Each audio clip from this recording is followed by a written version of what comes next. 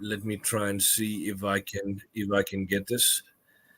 I'll open this and see if I can get it here, at least the particular click or the link.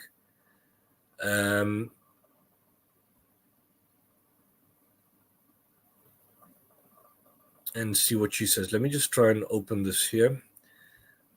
Okay, this is a clip from Novara Media. Novara Media is an excellent media by Michael Walker, and I think Aaron Baston, they've done fantastic work on this. So what I'm going to do is I'm going to try and open this for you. Let me just see if I can do this. And where are we?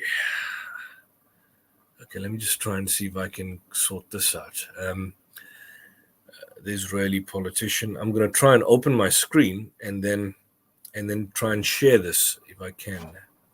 Yeah, if you just share it now, we can put it on. And yeah, I'm going to share this here. Let me just present this here. Share screen. Israeli mayor caught lying, and let me increase it now. Let's just see. Let's just hear what she says. News. Faye Burley began the interview by asking her this. At least 283 corpses found in a mass grave at Nasser Hospital in Khan Yunis. The UN Human Rights Chief has said he is absolutely horrified. Who do you think those bodies are? Probably terrorists, because the ratio of combatant to innocent that Israel has is unprecedented in modern warfare. We know we've killed about 15,000 terrorists. There was a terrible battle in those areas. So the chances are... How do you think these people died? In gun battles with Israel. Why do you think some of the bodies were found with ties around their hands? Well, because we probably arrested the terrorists. And then killed them? Well, I don't know if the terrorists fought back. I wasn't there. Striking, isn't it? Presented with the suggestion that IDF troops may have executed handcuffed people. The deputy mayor doesn't say, of course not. She says, I don't know, and maybe they fought back. Now that suggests that, in her mind anyway, it's perhaps not totally unreasonable, let alone criminal proposition, that Israeli soldiers should kill people when their hands are tied. That interview went on. Just to clarify for me, if you would, how do they fight back with their hands tied behind their backs?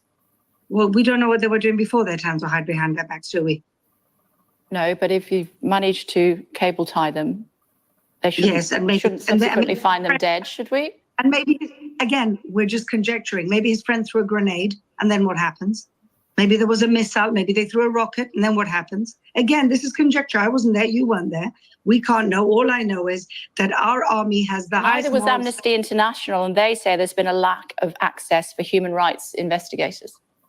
It's a shame that they're not worried about the lack of access to hostages who haven't been visited. Come on to hostages in a moment. That's also on my list to talk to you, but what would you say to Amnesty International saying there's been a lack of access for human rights investigators? We're in the middle of a war. They want access. They'll have access after the war. How could we let them in? Let's say we let them in and 3 of them get killed. And then what happens? Who's to blame?